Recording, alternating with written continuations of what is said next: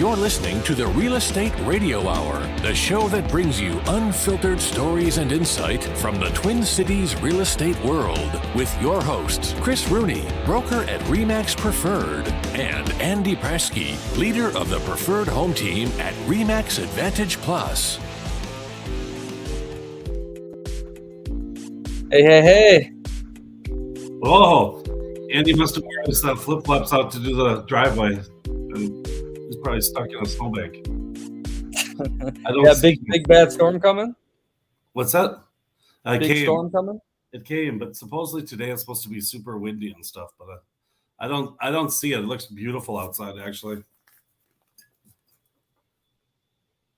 Oh. Nice. Gets a little snow for Christmas. I just got back. I had to come home early from Arizona. Yeah, they're saying because the flights are going to get canceled if you don't. That's what the talk was, and I'm like, I can't miss Christmas like you do. So, sorry, just kidding. I'll be spending my Christmas in Angkor Wat. I think it's one of the new wonders of the world. It's a huge, massive temple complex in Cambodia that was built in like the 8th, 9th century when the Khmer Empire was at its glory. So it should be an interesting way to spend the holidays. Yeah, you're not kidding. Wow. That's I didn't see many of those empires in Arizona. First of all, it's between 50 and 60 degrees, and I tell you what, I don't know. Maybe I just needed the rest, but I was pretty worthless there. I'm just saying. But I did help out one of our little friends of the show, and that was kind of fun. Cody? Yeah, tell us about that. Yeah, Cody.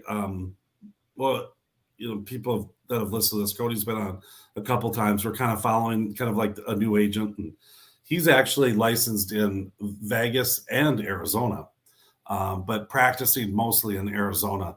And, as any new agent, it's kind of a rough road and kind of trying to navigate the market. And with him, he also ran into a market that's changed very fast in that Arizona area.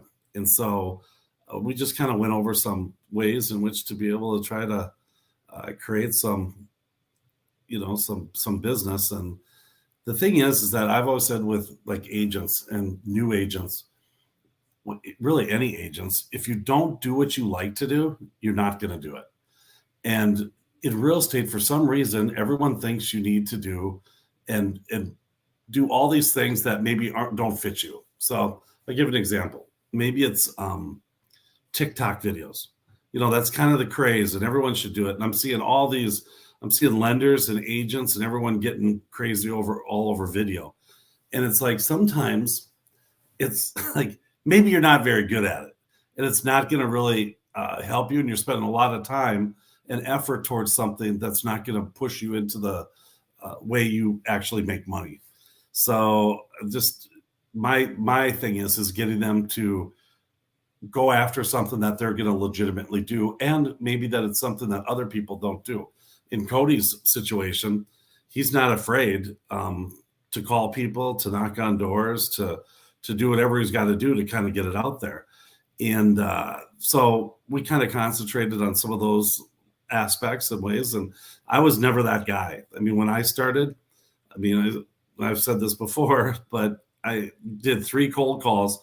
And on the third one, after one I got hung up on, another I got yelled at, and then the third one, they just talked to me forever. And I'm like, all right, this ain't going to work. This isn't for me. And so I stopped doing those cold calls and tried to figure out what was better. So my thing was more getting into like open houses. Because I figured if someone was coming to an open house, either they were looking to try to determine the value of their home, or they're looking for a home.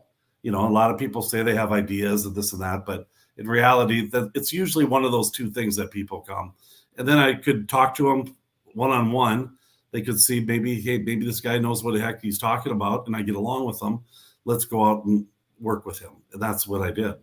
Then eventually you get enough sales under your belt that your friends will start using you. And I think realtors that get into it, that think their friends are going to use them right away, and or even family. I mean, family might be more pressured to do it, but you got to remember this is the biggest investment that people make. I mean, for 99.9% of the people, buying their house is the biggest investment that they're going to do it. Are they just going to put it in anyone's hands to do that? I mean, you got to know what the heck you're talking about. And I think big thing beginning agents don't do is learn. They don't study. All they worry about is getting a sale because that's how they're going to get paid. And they're not worried about, understanding what they're selling. Beautiful. So Cody learned a There's lot. a short answer. What's that? Cody learned a lot over your mentorship week with him? I don't know if he did, but I know he took some of it. And I moved him up pretty fast. I mean, I ramped it up and I said, Cody, I mean, we got to like real estate 801. And I said, you got to go back to like 101 and get those things. And once, I was just trying to tell him there's infinite ways in which to be able to make things happen in this business. And, trying to attract what he was doing. Oh my God, where is he? Bum, bum, bum, bum, bum, bum. He's singing. No, we're just me and my Hey, who's your friend? Who is he? That's Marty the Moose. Marty. Okay, yeah. For sure. Nice. Look at this. Where might you be? We're up at Grandview Lodge. Why are you whispering? Because I'm in the lobby and I don't want to be a jerk. Did you have to find internet service or what? Oh yeah, it was that, and it's what, a million below zero, and it's snowing and blowing up here and awesome. So you just missed. I was totally teaching you how to sell real estate in the first 5 minutes. Yeah, you should have listened. Watch it on video and you'll like it. What are you guys? So you started talking about what? No, I was saying that I was in Arizona, and I was helping Cody, our little friend of the show, Cody, get an agent and just kind of trying to navigate a market. And after you've been in it for, a year, how do you, what do you need to kind of do to kind of move to that next level? So. Oh yeah, nice. Yeah, is that what you're doing, Marty the Moose? If I stop moving, is that good? You look like a towering human over the top of all of us, youngins. Let me put on my plaid. That'll be better for you. There you go. Yeah, nice. That's just right. So, what are you doing? Awesome. What the heck are you doing? Little family fun here. Oh, really? Yep. My brothers and I, we had come up here. We've been doing this the last couple of years, and cool. It's really a good time. You're Mr. Video now. Who did the gingerbread houses? Those are my kids. One of them yours. Yes. Yeah. So we made two one teams. Of those? Well, we did 2 teams, and then we had kind of a contest because we only could find 2 gingerbread house kits. And then we had team 1 and team 2, and then there's a prize today at lunch. So, but see, what's funny? They're both good. Thank you. Yeah. Which one should I vote on? I don't know. Whatever one you want to. Whatever one I want to. No, so we do prizes and we do all kinds of fun things with the kids, and it's cool. Yeah. Yeah. There you go. They are. There they are. The sad thing, Chris, is that I did the same post that my daughter did, and I got, which was great. I mean, we had 10 votes or whatever, 12 votes. I'm like, oh, that's awesome. 15, I think. Yeah, 15. Okay. And then my daughter does it and has 130, and I'm like, oh my gosh. Yeah. Yeah. So I wonder which team she's on, but. Yeah, exactly. Hey, I got some interesting news here, though. It was being shared around on the socials, and I think you guys need to calm everyone down or respond to this. So, new mortgages are down 47%. U.S. lenders are starting to go bankrupt. Could this one factor trigger the worst surge of failure since 2008? No. How about that? Do you like one-word answers? No. Nope. I think it's the same thing we've been talking all the time. I think the one thing that would hurt this market is inventory. And if that rose, and it's not going to rise. I mean, people are in a position that they're in the best position they could possibly be in right now, sitting in their house at 3% interest rate. You can't get out of it and go rent or anything like that. Oh boy, Right. now I have to change my head level to reach up yours. There we go. So do this. Yeah. So I don't think, I think, and the thing is with mortgages, I think what's going to happen with mortgage, I think they're going to be hurting. I think the title companies are going to be hurting because they're not going to have a refinance market anymore. And that typically was a good portion of a lot of lenders' business. And if that's the case and that's gone, I mean, they have to leave. They're out of the business. And that means companies are going to go out of business too. So, well, and I remember last week we were talking about the between the 10-year treasury, rates and the actual mortgage rates. And normally there's a 1.9 gap on there. Right now we're at a 2.9. And so that's showing that we're, trending, I don't know, what is that, 40% higher than what we should be, which is yields on those mortgages. So what's happening is there's less volume being done, but the mortgage companies are just making a ton of money. They're kind of being a little piggy, and they're making a lot of money on the loans that they are doing. So what's happening is that eventually nobody feels sorry for them, and some of them, the herd will thin out, and hopefully the best survive. But it comes down to where, there's more than just interest rates involved here nowadays too. So you look at things like mortgage insurance, you look at the actual payment. I think is the key thing for you guys to understand, is that as a viewer, is that look at the whole payment, and then when it looks at the bank, of course the bank reputation is important, but let's say that you go to the big bank down at the corner and you get your mortgage through them, but what's going to end up happening is it won't stay there. It'll end up being sold off and to the aftermarket, or they may just service it, but you think you're going to that bank to get the money and you're not. So It's okay. They'll survive. When you're talking about mortgage companies being piggy, I think what they're doing is that they know that, well, with rising rates like that, the odds of those mortgages staying in the market for a year, 2 years, 3 years are kind of rare. People are going to really try to refinance quick. And so that's why there's been no premium pricing on these things to be able to kind of lower your rate and stuff, because they know that it could be they could sell a loan, pay the loan officer, and then all of a sudden they've got to refinance it in 6 months, and these people don't make any money. So all these markets change and flip, and I think it still remains though, and it's a statement that's been used a lot more lately than I've heard in a long time, and it's the old marry a house and date your interest rate type thing. And I think, but it's really true. I mean, you're looking at the long term here. I mean, at some point, whether rates go down, there's different mortgages. They're coming up with different things all the time. I mean, my gosh, some new construction financing is crazy, where they're given year locks and relocking the last 30 days. And I mean, they're doing, and the rates are good, not great, but they're still good. So they'll adapt and it'll come back. And that's why I say, those type of things happen, but it's going to be inventory that judges this market.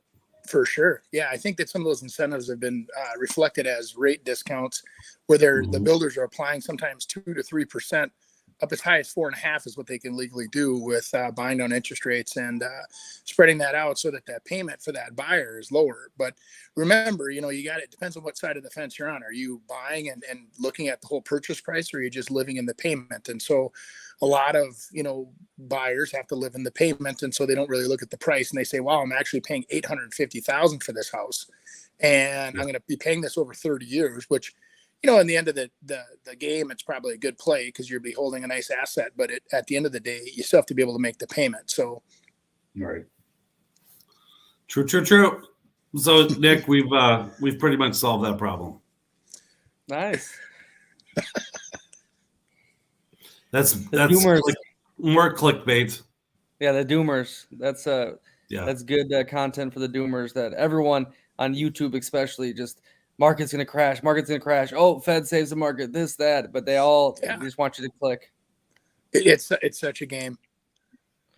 But speaking of some good news, so I saw this. So Credit River is the new luxury living. Chris, I know you know a lot about it. I found this article. This area is starting to blow up down by Parr Lake. Yes, it is. It's not. It used to be Credit River Township. Now it's a city, and there's. I think in that article they're talking about Terra Farms, which is 2.5 acre parcels. I think they're probably anywhere from $1.5 to $2.5 million homes. I'm not sorry. That Terra Farms is more kind of like $1 million to $1.5 million, probably. You could be a little more flexible in there, but then the ranch is the other one that's kind of in that 1.5 to $2.5 million. And then a development that I have is Reverence, which is right there too, and that's kind of in that 1.5 to 3 million range. But there's a lot of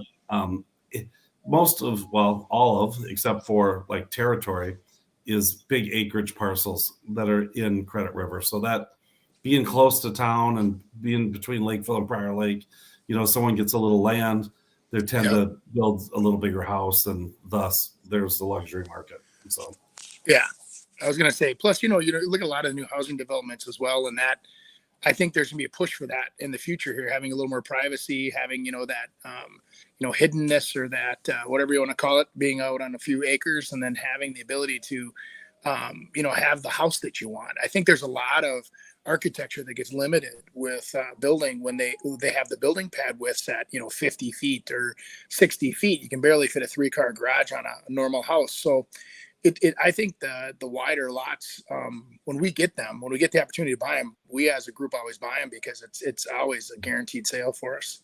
Yeah. Andy, it's interesting when you talk about those, that little building pad limits you. We're doing a house right now, we're designing it, where in Credit River, the garage does have to be 100 square feet smaller than what the house is. And so we're doing exactly that. I mean, the house is like 4,200 square feet. The garage is 4,100. But then incorporating that so it doesn't look like just a big old garage is kind of, it's neat and it's creative. But if you didn't have land, you wouldn't be able to do it. Right. So, nice. But it's I don't know. I think when you talk about the luxury thing, when I say luxury, I always add lifestyle to it, because I think when you can afford that type of thing, you're looking more for a lifestyle. And we see it all the time around here, that it's lake acreage golf course, acreage golf course, and they switch in between those.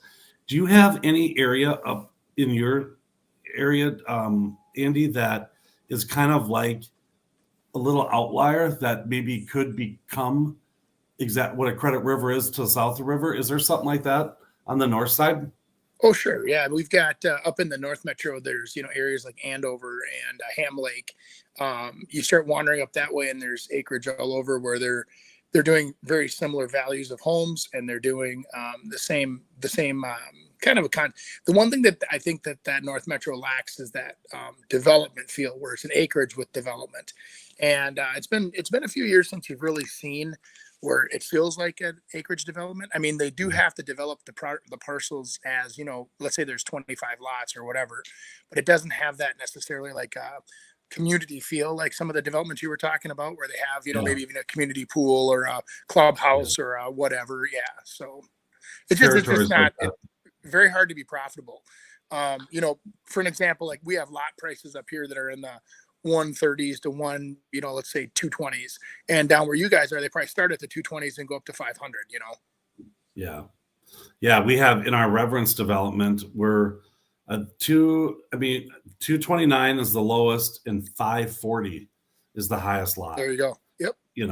And then you add on site conditions, so driveways, landscape, well, septic, those sorts of things. You're adding on another 150 to 200.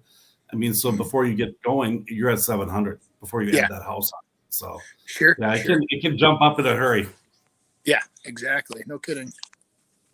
But I think too, Andy, up in the northern suburbs, you guys have all connected everything. What happened with Credit River is that it started developing where there wasn't water and sewer available to it. So it just became acreage lots.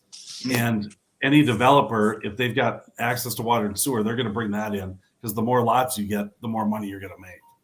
For sure. Yeah, that's the truth. You're talking a lot today. Maybe because Andy's trying to whisper. Yeah, I just want to be the jerk. Kind of got like that. He's kind of got like that. He had cigars and bourbon last night voice. One would I know, want to know. I know he wouldn't they? doesn't drink. I know he doesn't drink, but I don't know if he'd smoke a cigar. So we'll see. I had the old LaCroix cranking last night. So Nice. yeah.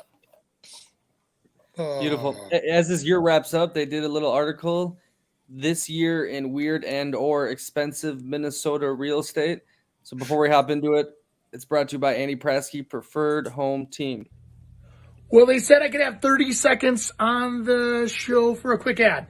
Andy Prasky, Remax Advantage Plus, Andy@Prasky.com if you want to email us. Here's the thing, 22 years in the business, over 1,400 sales. I'd like to help you with your real estate needs. If that's buying, if that's selling, if that's building, whatever it is, give us a call, send us an email. Let's get you started on your real estate journey. I'd like to help you on the way. Lots of experience here, and I would like to put it to work for you. Andy Prasky, Remax Advantage Plus. Thanks for listening to the show.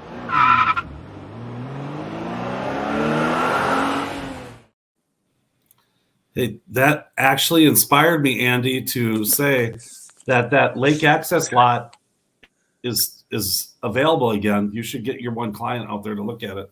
A guaranteed boat slip on Prior Lake. They can build their own house. Just saying.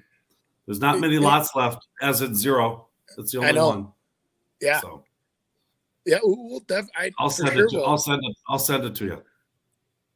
That'd be great. Okay. All right. So what are we doing here? We're looking at. Oh, I know that piece of land. That's that. Where is that, Andy? That's up by you. No, that's on the east side. Is that Ham? What lake is that? I can't see it actually. You can't see it. There's that island up. It was like $7 million, but. Let's go. It'll probably show us as we go here. Okay. All right. 440 square foot, 99-year-old home in TD South Minneapolis. I think that one. Nice. Yeah, I remember those that. always sell too. They're cute little places. And thinking of that, when you see like the tiny house, I mean, when you watch those shows, aren't they like 240 to 280 square feet? I mean, that thing's like huge compared to that. I don't actually know if there's a definition for that. I think that there's a lot of versions of it, and when you get got to be trailered almost. Like, I mean, the true tiny house that you got to be able to get on a trailer. Oh, very possibly. No, I've watched a lot of shows. All right, so that's small. I wonder what'd that go for, Nick? 180 grand, 440 square feet, 180 grand. Jeez. Oh, Nikki Moeller. I know her, Nikki. She's a Remax results agent. Yeah. All right. So a teeny Minnesota town bought its old school for $1 and turned it into an Airbnb. Now that I think is cool. Yes. I think that'd be super fun. I mean, what you could hang out in the gym. I think that'd be awesome. Wonder what town that was in. A lot of those school districts back in the day when they would shut those schools down and not use them was because the utilities and the expense of the maintenance to keep the buildings up and looking nice and safe. And so I think a lot of those, if you go to the B&B, style, and people are running around on the hallways and using the facility, it might be surprisingly expensive to operate, but it's a great idea. Your overhead costs would be low to acquire it, but I've said there's that the old mental hospital. I'm sure that's not politically correct, but in Fergus Falls, have you ever seen that? There's one in Anoka too. Yeah, there's huge. There's multiple buildings, and they're or actually down on the Rum River, and they're gorgeous. And they keep fighting to save them because they're historical. But some people say, "Hey, let's repurpose this area," and then other people want to protect it because it's so cool. And that's interesting. I mean, some of these, and then trying to figure out different uses for them, But Andy, you hit on something. I think a lot of people see that, and that's probably why the city gave it away for $1 because it was costing them so much money to upkeep that thing. That hey, let's just get rid of it, give it to someone, let them handle it, and turn it into something. And then you got to start getting a little looser with your ordinances and what you're willing to do. But if we look at that article, I think it said it was in a town of a population of 304 people. Mm-hmm. What town is that? Middle River. Sorry guys, I gotta look this up to see where Middle River is to see if it's close to something. Yeah. Because I mean that's what an Airbnb is. Where do you think it is, Andy? In the middle near a river. In the middle of a river. Down by the river. Yeah, that's my guess too. All right. All right. So I've gone out quite a few. Oh, Thief River Falls. There we go. It's kind of by Thief River Falls and not too far from me. Oh, Lake of the Woods. Oh, it's way up. All right. So yeah, it's up there ways. Yeah. Surprised you haven't made fun of my hat matching my shirt yet. I just noticed that. Oh my God. It's not you not, Look at are that. you? All right. You.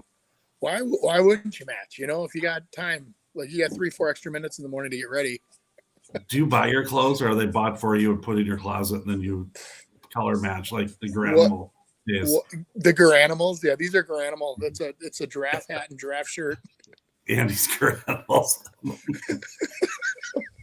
We talked about that before. All right.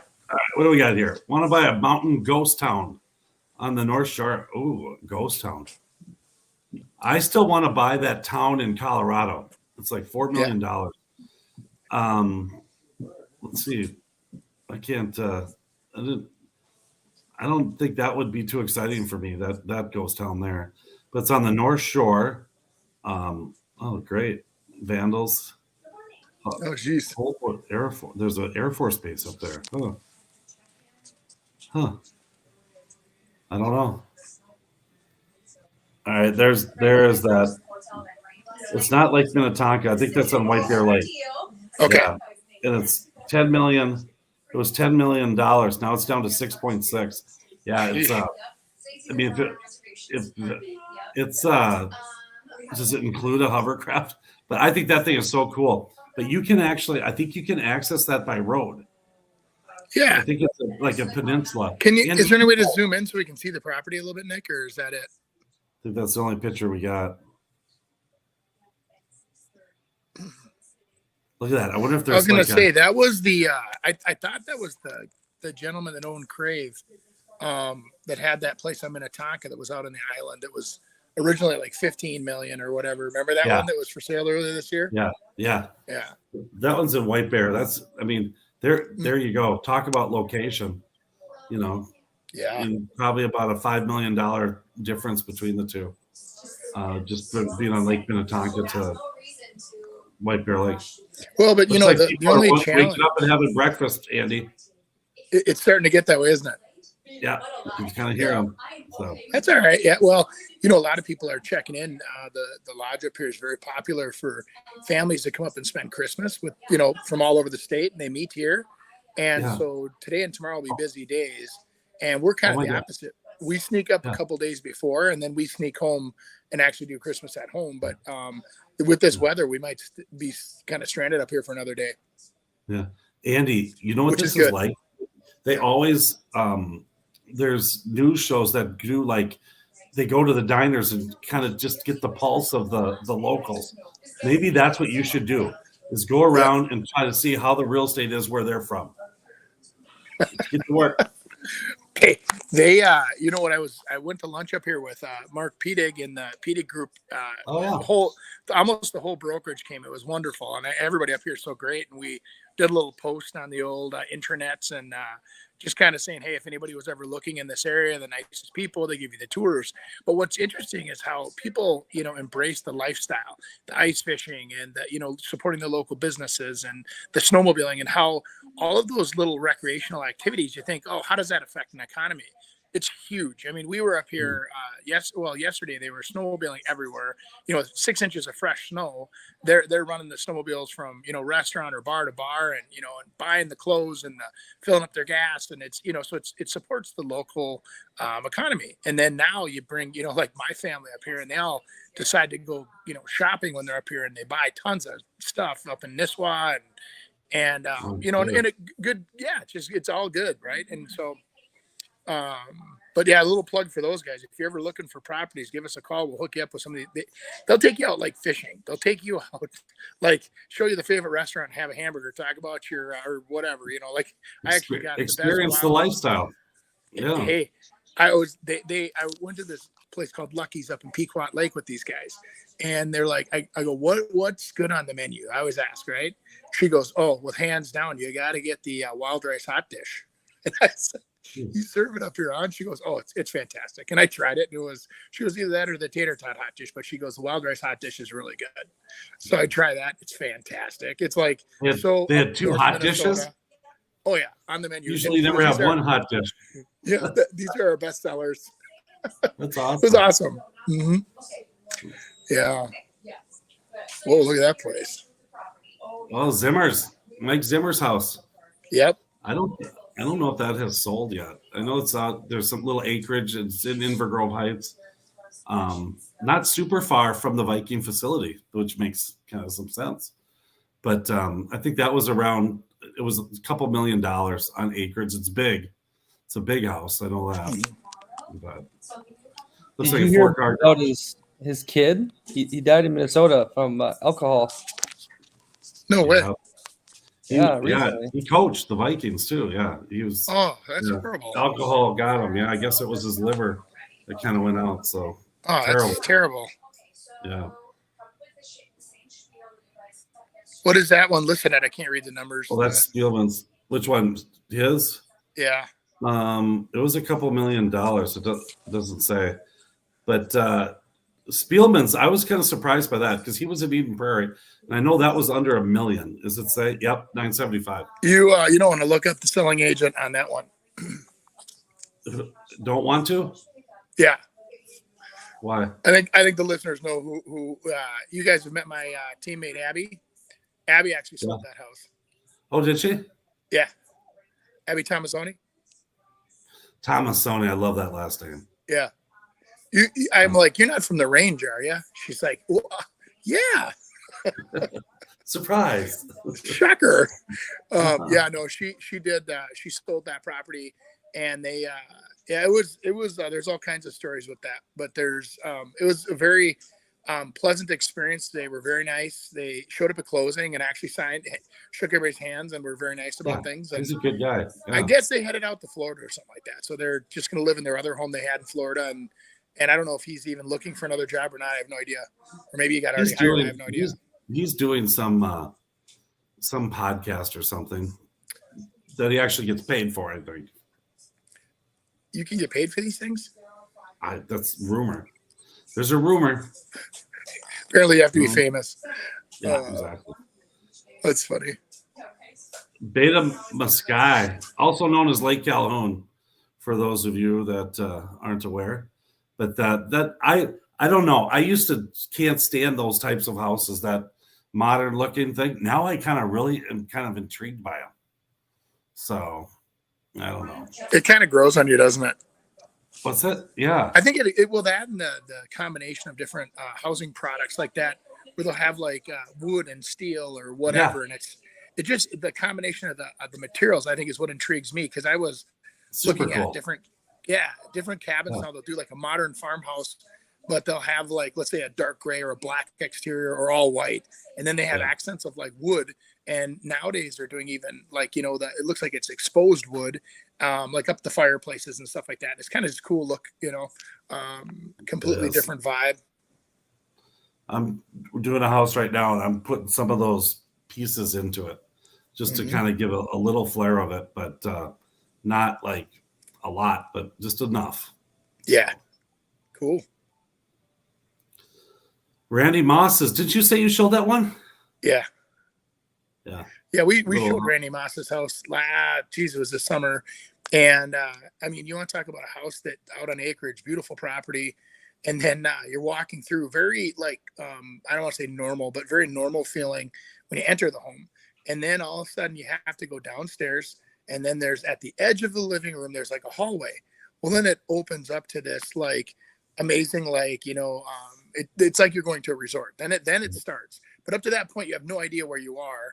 But you go down this hallway, and all of a sudden, boom! It has literally a hotel-sized swimming pool, with the enclosure all cedar wrapped. Then they had an entire play area, like an indoor playground, like you'd see at a big Burger King or something, all set up between that. And then you take a left, and it was there's a full-size basketball court, And it took me a second to realize the big M on the floor was for Moss. Yeah. I go, what's the M for Minnesota? I go, that's kind of odd. And all of a Yeah. sudden, the guy that's with me goes, did you research this? This is Randy Moss's house. So That's funny. pretty cool. Yeah. What did you feel about the price, Andy? It was at way that overpriced. Time? It was way overpriced. At 2.3, it's way overpriced. Yeah. Yes. Well, and the reason being is that the house is it has a it literally has the front half of the house has to be totally renovated. The property's gorgeous. It's kind of in one of those Orno areas where it's kind of like a one of the more established original. Which, if you look at that picture, it looks like a gorgeous house. That's a third of the house. I mean, if that. The rest of it out the back, it's like it's unbelievable how it sprawls back, and there's like parking lots for valet parking in the back. So when he had these huge parties, people coming over, they'd valet park. There was a parking lot in the back. So I think the coolest thing they did there was the dog run. They had a setup for dogs where off the main level, it was kind of like a laundry room, and there was like 6 kennels, and then they'd open up the kennels, and then there was to get into the yard, you actually go out a door, up and over a bridge. And I'm like, what is this? It's like a concrete, like almost like a river basin. Well, that was for the dogs, so they could come in and go down and around, and they wouldn't get into the actual area that you were in.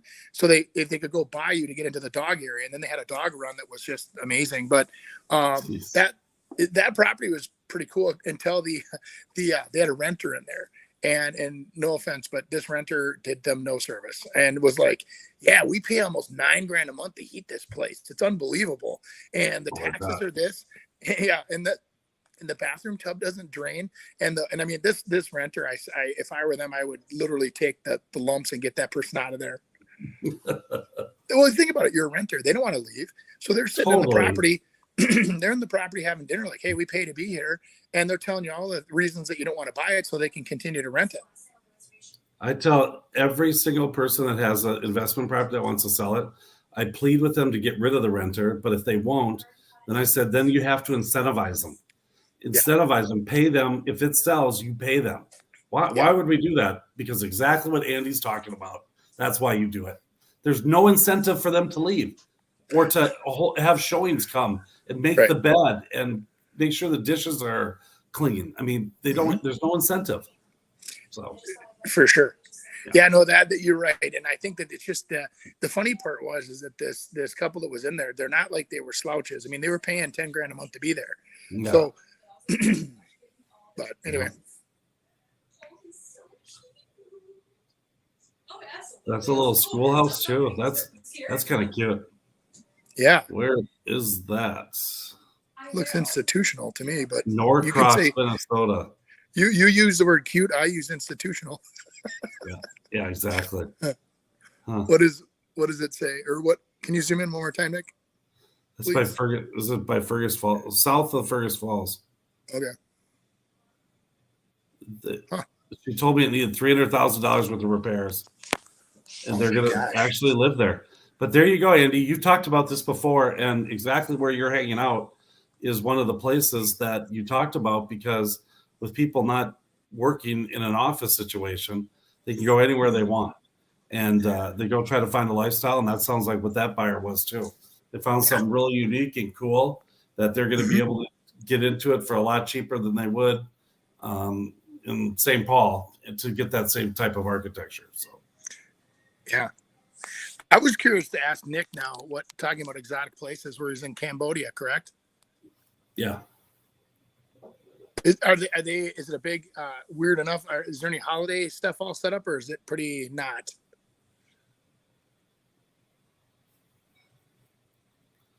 You're mute.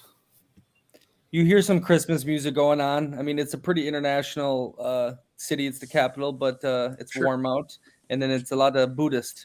So that's what I was curious. Yeah. So not really the whole Christmas vibe, but the real estate here is bananas. Like I don't know if I showed that photo before, but like 10 years ago there was no skyline, and now it's like it looks like you would think a major city in the United States looks like. I mean, way bigger than Minneapolis, way more skyscrapers. I mean, it's crazy. Yeah. My friend here I met, he owns the bar on the top, and he's been helping Chinese move money here for the last 13 years because he was actually living in China for a while doing business.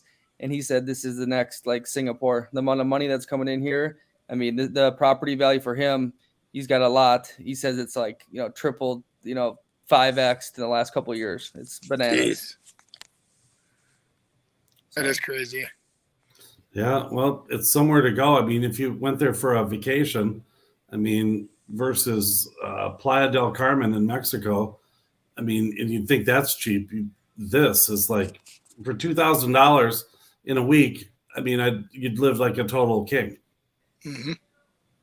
Yeah, I'm staying in what feels like a 5-star type hotel for $22 a night. Yeah. Jeez.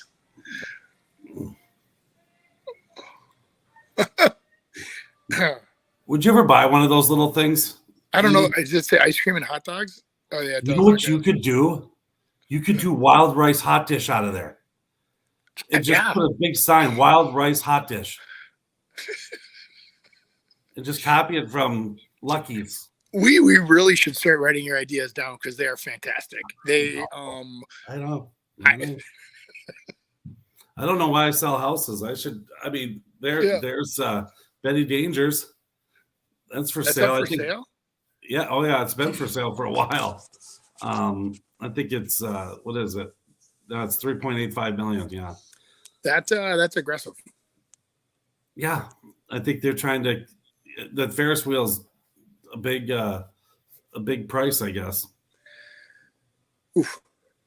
You gotta sell a lot of beers to get a. Makes me sad though. I mean, you look at those things, and what happened was, I mean, COVID killed those places. Yeah, they were going great, Yeah, but their sister company, Psycho Susie's, it's down in the river. I see a ton of posts this year. People they're selling too, aren't they? I don't know. I'm not a big commercial guy, but I saw that they really went overboard on the Christmas decorations and holiday stuff. Yeah, it's like people are like, it's like a fantasy land down here. It's supposed to be pretty cool. Yeah, good spot to take the. I think Psychos is on the. I think Psychos is on the market too. Is it? I think so. Okay. Yeah, okay. A Barbie house. Oh my gosh! Again, Andy, what a great buy for what? Airbnb for sure. I mean, do you get a theme place like that? I mean, you'd have to spend a lot of money to be able to create that, and I guarantee you that would get rented a lot. Oh, for sure. Birthday parties and kind of Well, if it's priced right too, college kids, St. Cloud would be like, oh, this would be a cool weekend, little party if they allow that. Yeah, I'm sure. Instagram photos, you could do a lot of cool. People would pay to take photos there. Yeah. That's funny. The things we think about today, 10 years ago, you would have never. It's like those dome homes and the tree houses and all of that. It's like, what? Oh, look at that. Oh, there's a dome house. There we go. On Lake Superior. I bet you that baby flew off the market right there. I mean, I wonder Lake what Superior. Yeah. Doesn't that scream like professor? Like the professor at the UMD that was retired now. And that it did have, looks like multiple offers, went for $850. Yep. Oh geez. Yeah. Look at that gorgeous shoreline though. Yeah. Kind of fun. I mean, just again, an opportunity. I guarantee you, it's a rental or a cabin or maybe both. They rent it when they're not using it, but sure, guarantee it. So crazy. Yeah. A Barbie house. All right, lots of what is this? Jeez. A 1940s castle on the St. Croix River. That would be cool to have again for. I thought it said Quasimodo. Yeah, exactly. I can't read that far. That's funny. Oh my goodness. Yeah. Chris and I have no comment. We're like, places. A goth castle. Yeah. Oh, there we go. Well, the Duluth that house. I wonder if that one's. I wonder if that's still on the market, because that one has been. Oh, yep. Look at that. The underground pool. Yeah, they've it's down to $675. Yeah. Wow. I mean, look at that thing. Jeez Louise, that's beautiful. That might be a little too much, Perfect though. Yeah. Well, there's PJ's house. Oh yeah. That's in Mound. I think that sold pretty fast. Yeah, I thought I heard the same thing. Yeah. Yeah. 200 flew off the market at just under 2.5. Yeah. Yeah. It's a nice house for that money. And there we go. There's the little earth home. So, oh, geez. I don't feel like you're a hobbit. Yeah. I don't think I would ever buy one of those, but no, it'd be fun to market it. So. I don't know if it didn't sell. See, the thing that you and I I think have gotten lucky with over the years is with good marketing, you don't have a lot of market time. And some of those properties sit for a year before they sell. They have to find that right buyer. And see, just because you built it doesn't mean somebody else wants to live in it. And I think that's the fallacy that we all have, is that you as a seller are usually the buyer that we're trying to find. So where do we find you? How do we market to you? And that's who we're looking for. And people almost get insulted when you say that, and you go, hey, not everybody wants to live in this unique of a property. You know, my brother and I, it was probably 2 years ago, we were looking for properties for him and his family. And we found literally like a castle that was built in Champlain on the river. And the inside was unbelievable. The woodwork was crazy, but it lacked like the floor plan. But you walked in, you thought you were walking into a castle, and it was just stunning. And nobody wanted it, and it sat and sat and sat. And I think it finally sold for like under 700,000. And but yeah, I mean, it was probably, to replace it was probably $2 million. I mean, it's ridiculous. The whole thing was brick, and it wasn't just regular brick. It was fancy, like the rolling, crazy, like almost like a castle. Mm-hmm. You know who should get into real estate is Stulpus. He's a marketing guy. Yeah. He's a lifestyle guy. I mean, I watch on Facebook. He's hilarious. I mean, his house is looking nice though. Oh yeah. They're almost there. We actually went out and had a good time, went to kind of a friends reunion from a volleyball crowd we used to hang around with. And some people were in town and went out and had a great time the other night. And yeah, he's a good guy for sure. He's fun to hang out with. I find it really interesting talking about these kind of properties. Like in Europe, there's like thousands and thousands of castles like for sale for $1, because obviously it takes, they're historical, so you have to refix them and take care of them, and it costs millions. But I mean, all over Europe, abandoned castles are for sale, which is pretty interesting. Mm-hmm. God, you would just think that rather than getting $1, you just plow that thing down and just try to sell the land. I don't know if they can, Chris. I think that they're historic. Oh, that's why. Yeah. Right. Okay. Right. Yeah. Unless you had, and it. I'll be honest with you, it's hard to burn them down when they're all stone, right? Not if you know a guy. Just yeah. If you can figure out how to burn stone, yeah. But beautiful. That was cool. Let's go into some memes. I actually got some funny ones here. We'll finish the show with. It'll be brought to you by Chris Rooney Home Experts. I was just 1 year old when my family started in real estate, where both my parents were agents.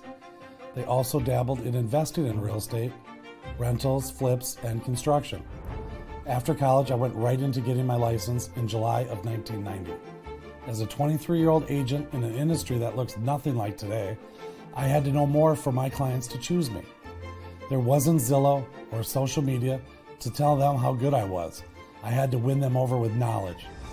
With knowledge comes confidence, and with confidence comes results.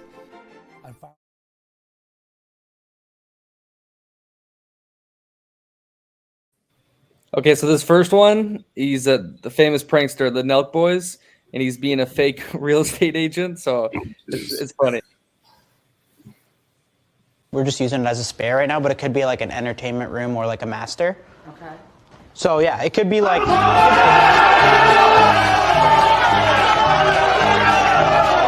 could be like an entertainment or like a master. Like it's really space. Cockfighting is illegal. It's county to county. It's called cockfighting. I don't appreciate the chickens. I don't appreciate the filth. No. Excuse me, miss. We're just kidding. We're just filming a prank, funny video. It's just a joke. I don't know what type of shit this is. I'm actually going to take this to the county. Don't take it to the county.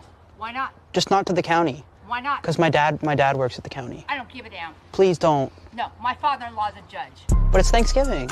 I don't care. You showed a filthy house to make it look like a joke. No. I'm sorry. No! Not the county! No. My daddy works in the county. Oh, that's awesome. I wish I could do that. Yeah. But I don't think he's not a real realtor though, right? I mean, so They must have paid to have the house for the day and faked an open house or something.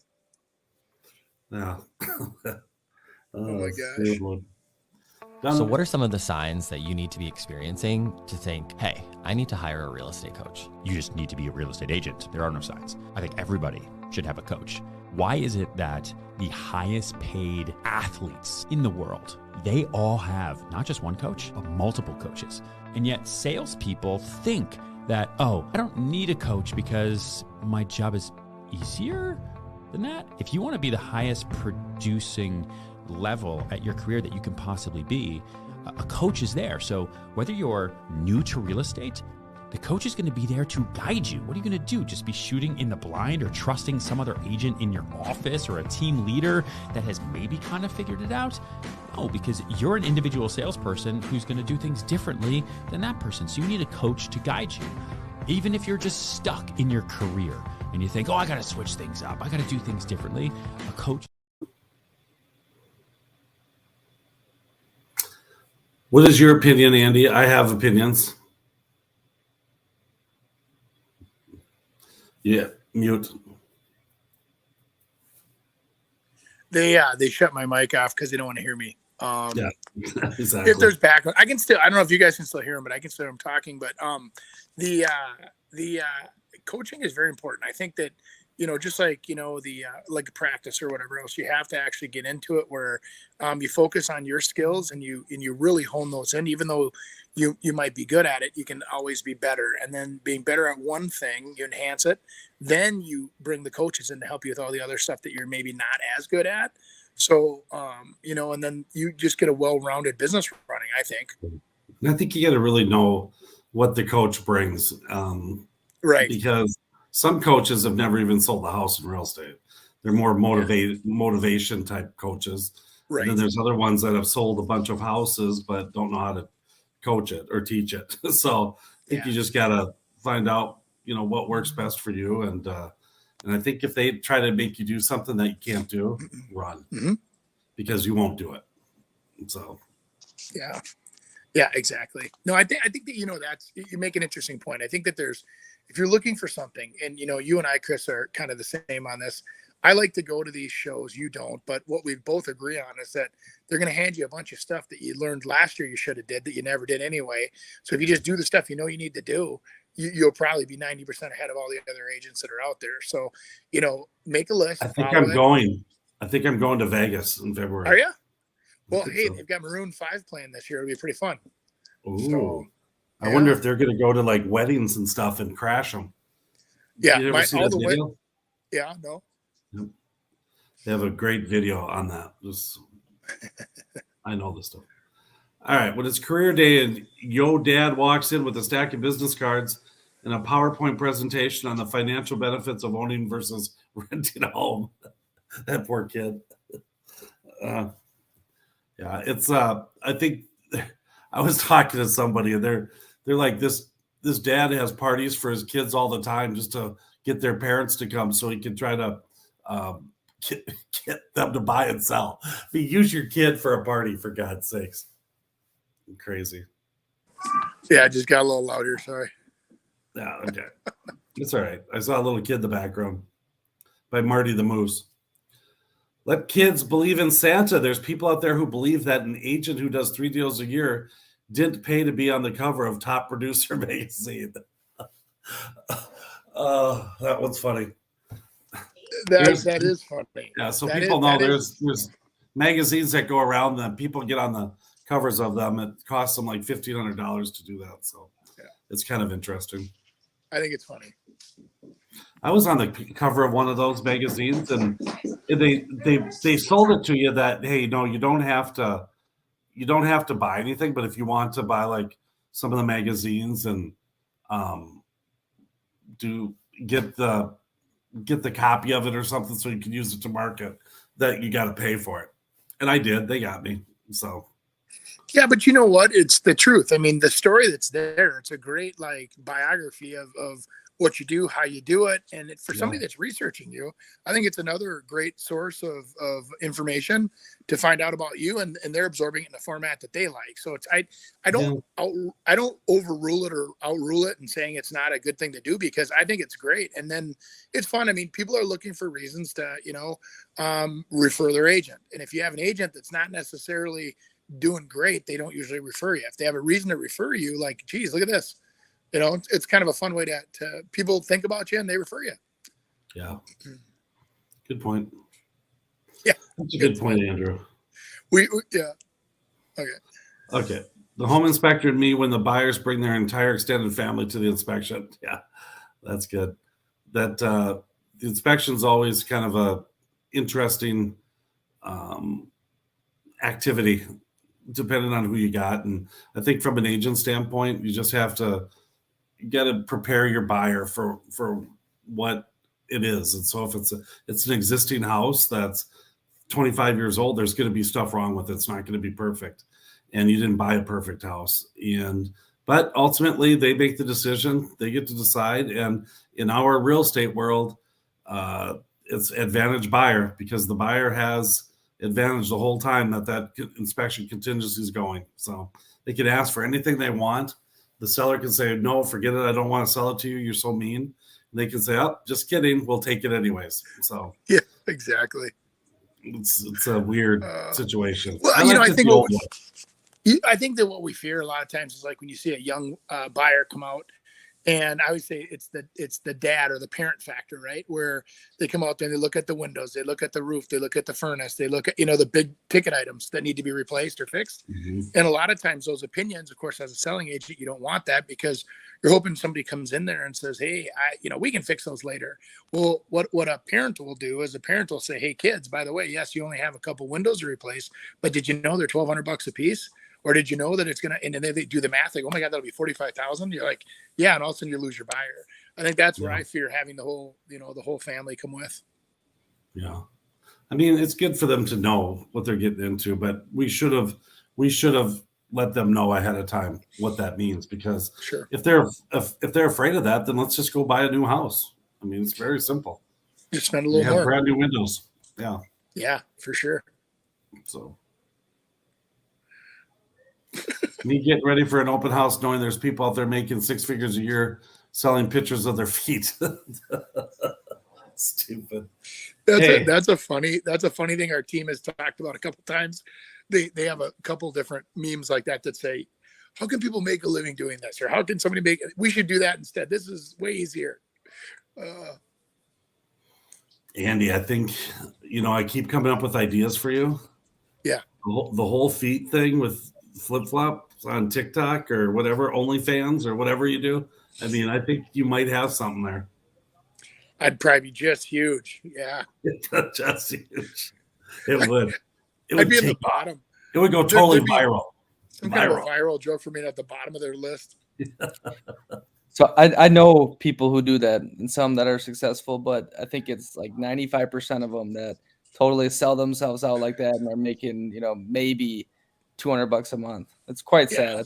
It's definitely a pipe dream, but well, you hear people saying they make a living, but what's a living, right? I mean, it's very like the bell curve, but the people on the far end are making millions. I mean, you see the numbers, but most of the people aren't, and it's an interesting time for sure. Well, geez, guys. Well, if I don't see you guys, I think we're kind of towards the end of the show, aren't we? Yeah. Merry Christmas. Merry Christmas to you guys too. Merry Christmas to everyone. Yeah, and we'll see you guys right before the new year, right? Yep, next week, 29th. Right, do a little party on air. Bring the champagne. Next week will be champagne. I'll actually take a shower before the show. I appreciate that. I'm sure. Yeah. Nice. Beautiful. Everyone else, hey, make sure to give us a review on the iTunes and Spotify. 3 digestible clips a week on Facebook and YouTube. Give us a like. Send in any questions you have. And, have a great holiday season. Thanks for joining us this week on the Real Estate Radio Hour. Don't forget to visit our website, realestateradiohour.com, where you can subscribe to the show on iTunes, Spotify, Stitcher, or your preferred podcast listening app. If you enjoyed today's episode, we'd appreciate a rating on iTunes or sharing us with a friend. Until next time, stay awesome, Twin Cities.